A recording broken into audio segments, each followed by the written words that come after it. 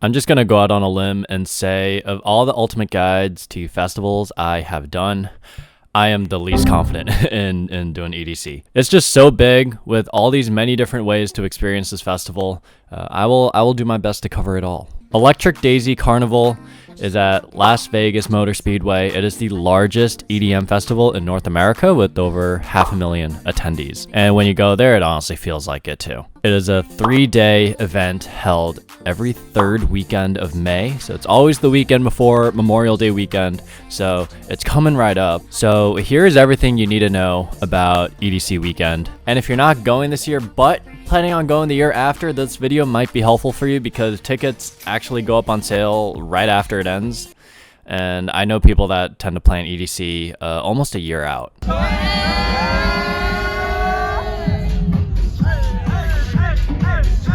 So I do a personal rule that I have to go to a festival twice to do these Ultimate Guide videos. I went to EDC Las Vegas the previous 2 years in 2023 and 2024. This is one of the few festivals I believe every raver should attend at least once in their life. But to give you an insight on my personal spending, the first time I went in 2023, I purchased a GA wristband through resale for $458. My flight to Vegas was $412.29. I'm not including the flight back to New York City because I went straight to LA for a week after EDC to kind of hang out with my friends and family. So I kind of chalk up the flight from LA to New York as a vacation expense instead of a festival one. Hotel, I didn't pay anything. Transportation, I carpooled. And all other stuff like food and trips to Walmart and in-festival purchases, $125.94. So in total for EDC 2023, I spent $996.23. Under 1K. So this past year was actually pretty particular because we were not planning on going to EDC, but the morning of day one, so like Friday morning, we decided while we were working here in New York, we were going to try going, and Rachel was able to find last minute wristbands, but because we did not take work off, we had to sell the Sunday portion of our wristband to catch our flight back and get to work on Monday. That resale wristband minus the Sunday portion we sold off was $237.50. Our round trip flight was $682.24. For housing, we actually crashed at our friend's place for one night, but because we were getting into Vegas around 10 p.m. when everyone was already there, we needed a place to kind of drop our bags, get ready and stuff. So I dropped about 30,000 points for a hotel in Vegas for the Strat, Ubers to and from the airport, and also an Uber ride to EDC at Friday night because there was no traffic and it was like $25.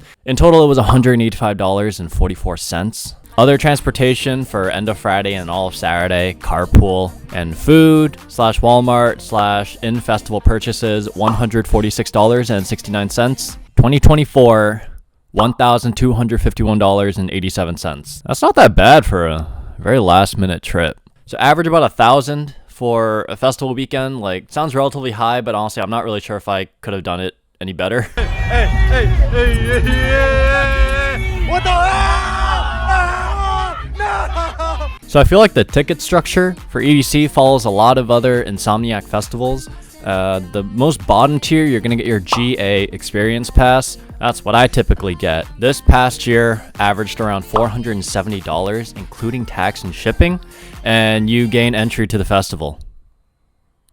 Isn't that the most important thing? GA experience plus goes around like $700 to $800. You get expedited entry, you get premium restrooms, and you get festival merch credit, which is like 3 purchases of $25 value. So it's like a $75 total.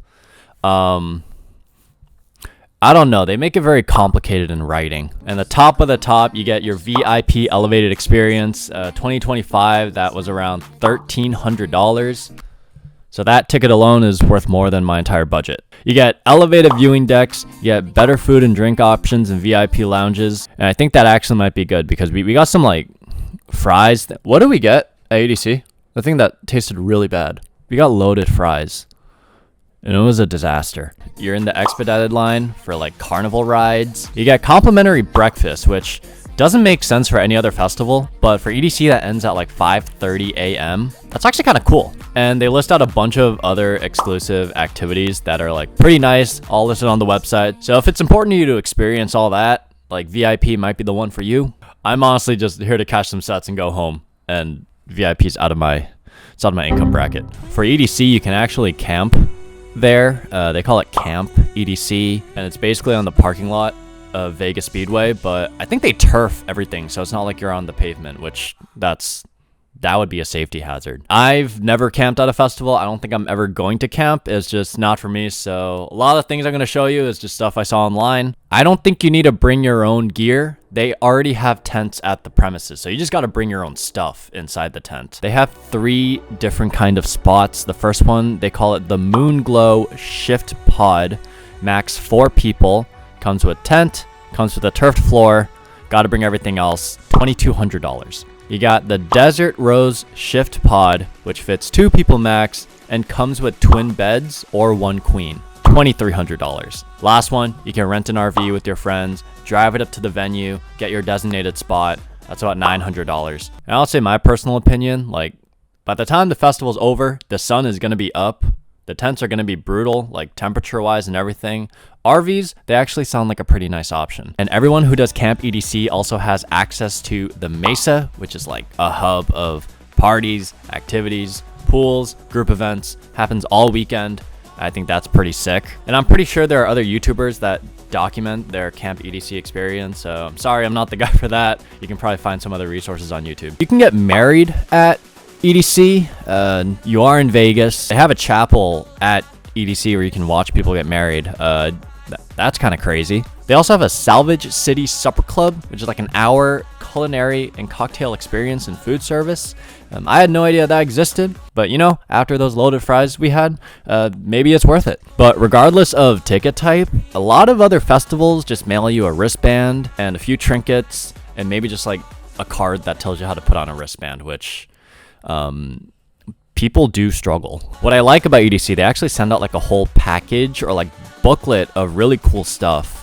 Let me bring it to you. This was EDC's 2023 package that I got. Let me take it out of this sleeve.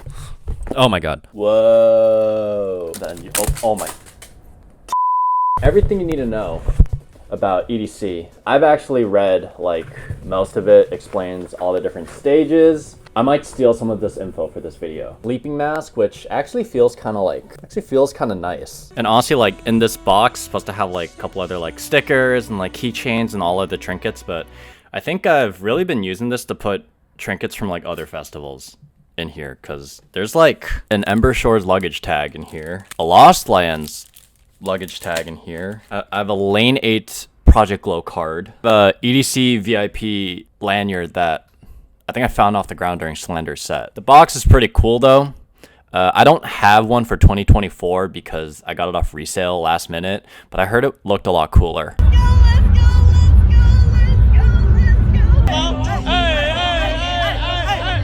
I think there's only 2 ways to get to Vegas. You're either gonna fly to Harry Reid International Airport, or you're gonna drive there. The airport's pretty nice because it's so close to the Vegas Strip. However, if you land at the airport like peak hours, like the night before EDC starts, and you need to take an Uber to get from the airport to your destination, it's gonna be pretty expensive. Like my friend paid about $130 when he landed Thursday night. So just be wary of that. The other option is to drive to Vegas. And a lot of people actually do that. My first year, Rachel and I, we flew to LAX, and then her mom picked us up, and then we drove to Vegas from there. And that's only really possible because both their parents live in California. But since a lot of people do drive there, it means there'll be a fuck ton of traffic, but I don't know if that's just EDC related. I think that's just typical. This is if you are not camping at EDC, of course. Since a lot of people drive to Vegas, a lot of people will be driving to the festival. There's 2 entrances to get to the parking lot of the Vegas Speedway. One is from the I-15 highway and the other one's from Las Vegas Boulevard North. So before you head out, check on your maps like which way will get you there quicker. I think from the Vegas Strip, what should be about a 25-minute drive will actually take you about an hour because, you know, like traffic. I don't recommend Ubering. I don't even think Uber drivers will accept it.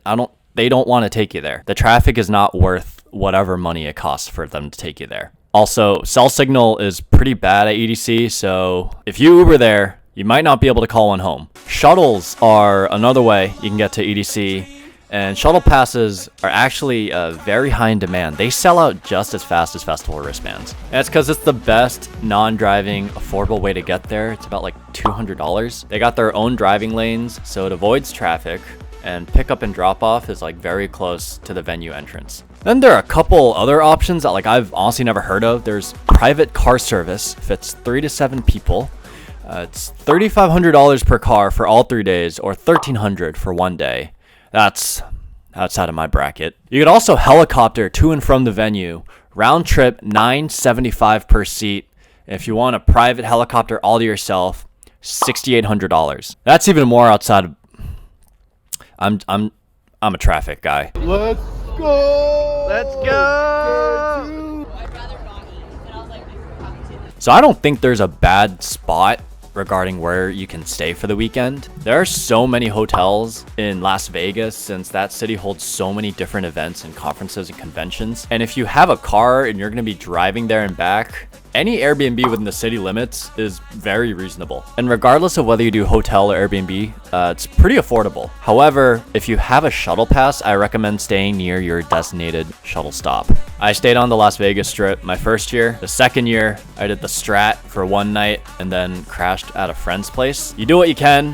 How much of a good night rest you're gonna get? I mean, the sun's gonna be up by the time you hit the sack. So I mean, like, are you really gonna get sleep?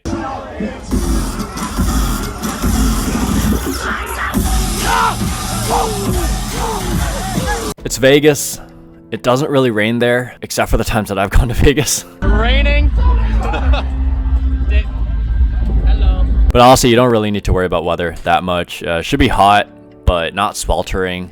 The place does get overcrowded, so it might get hotter in that sense. And because the weather is pretty nice in that aspect, people do go all out in rave fashion, so anything goes. Only thing to worry about is probably how dry it can get and how windy it can get. So getting a pashmina might be a good investment to protect your face and your eyeballs. So the first day of EDC on Friday, it opens at 5 p.m. That's basically the opening ceremony, which I've never been. At that time, only the Cosmic Meadow is open. And that's one of the biggest stages. It's the first stage you see when you walk through the Speedway Tunnel and you enter the bleachers overlooking the entire festival, and it's fucking magical. And because Cosmic Meadows faces the bleachers, it does have like, you can actually just sit on the bleachers and watch the show. But even with the bleachers, the stage is not the biggest in regards to space, so it actually can get very crowded. But along the front of that stage, there's like grass, so like if you want to sit and chill on like the sides of the stage, like that's totally doable. Since it has many top tier artists playing at Cosmic Meadow, I guarantee you'll be seeing someone at that set.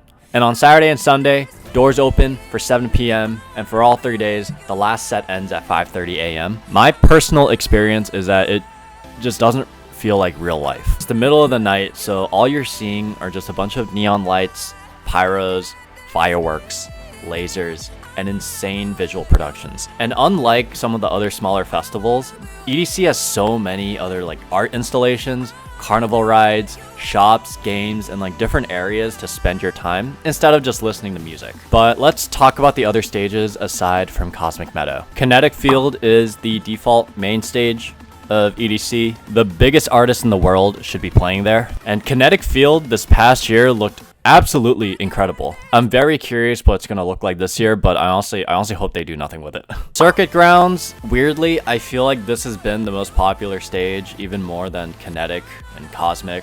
I spent most of my time at Circuit Grounds last year. It's got surround LED, pyros, and lasers, and it makes the thing feel overall like so immersive. I will say because it's surround, has a really bad bottleneck, so it can get very crowded in certain spots. So Basepod has like a very industrial, like metallic look to it the 2 years that I've gone, but I heard they're revamping it for 2026. It has a lot of dubstep and drum and bass. Wasteland is for those that love hardstyle. It's not my kind of music. I don't know what the stage of Wasteland looks like, but I heard the vibes there are the best. The Neon Garden, when I saw it last year, had this like airplane like overhang like situation, so like the lights and lasers probably bounced off of it really well. It's mostly for deep house and techno. I only know that because I didn't see any sets there. I just had to walk past it to pee because I drank way too many beatboxes and I had to leave and pee. That was too much information. Quantum Valley is a stage mainly known for trance. I don't really know much about Quantum Valley. I think I saw Lane 8 there like 2 years ago.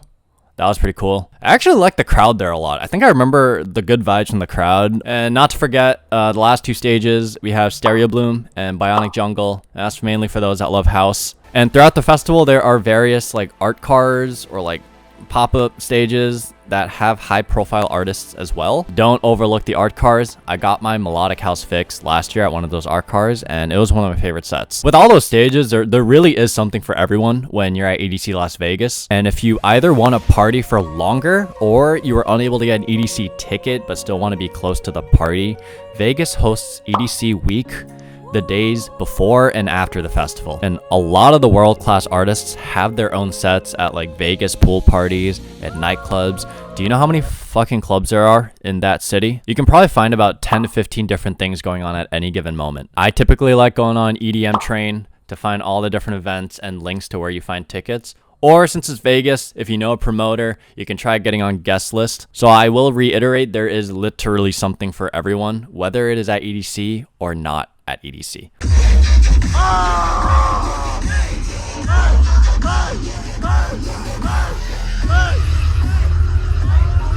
Unless you get a ticket right when the sales come out, and they go by really fast, a lot of the times you might have to obtain a ticket through resale. You can get it on official ticketing sites like StubHub or Vivid Seats, but they're way too expensive with all these fees and unreliable. I don't recommend, honestly, I don't know why I'm even saying that. Don't do this. A lot of people end up finding tickets through connections either from like the Radiate app or in buying, selling, exchange Facebook groups. Just make sure you trust whoever you are buying a ticket from so you don't get scammed, because this is the festival where you can get scammed pretty easily. Does the seller have any mutuals that you know? Does the seller have previous activity of buying and selling in their respective group?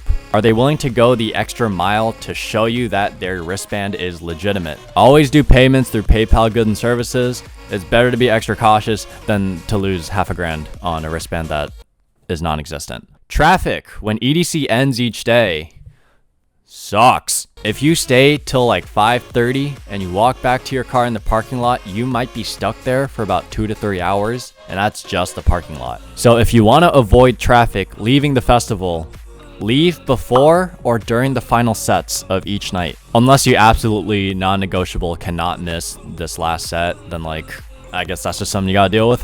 EDC ends at 5:30 in the morning. I've left on average around 4 to 4:30 a.m. And you'll be surprised how many people are also leaving around that time. Rachel said for an additional 10 minutes you stay at EDC, you'll be stuck in traffic for an additional 30.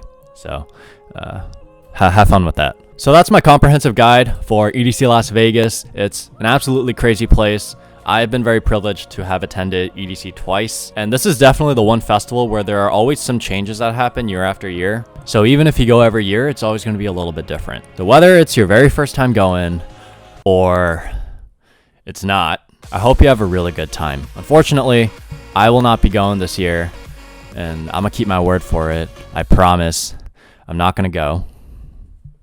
Please do not ask me to go.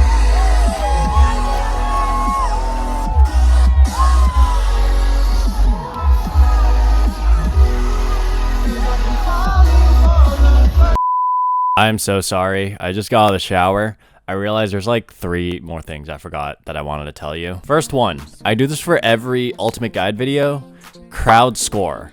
I forgot to rate the people at EDC. I realized that's actually kind of weird. Out of 10, 6. And this is even knowing that West Coast ravers are generally more plur than over here in the East. And I don't know how much of it's actually the people. It's just so crowded. I think it's important just to make the best of it, but sometimes just how packed some of the stages can be does have an effect on people's time. Second one, cell service.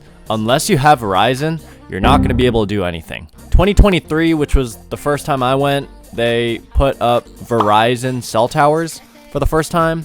And that was nice for me because I have Verizon. And it didn't mean I had impeccable service, but from here and there, I was able to send and receive texts with my other Verizon friends. So if you have like your AT&T, T-Mobile, Metro, PCS, Sprint, Cricket, I don't know what else there is, do not rely on your phones. And third one, probably the most important tip for EDC, just pace yourself. This is one of the biggest 3-day benders of the weekend of any festival that you could do. It's a test of your endurance. Stay hydrated and just pace yourself. All right, let me upload this video right now.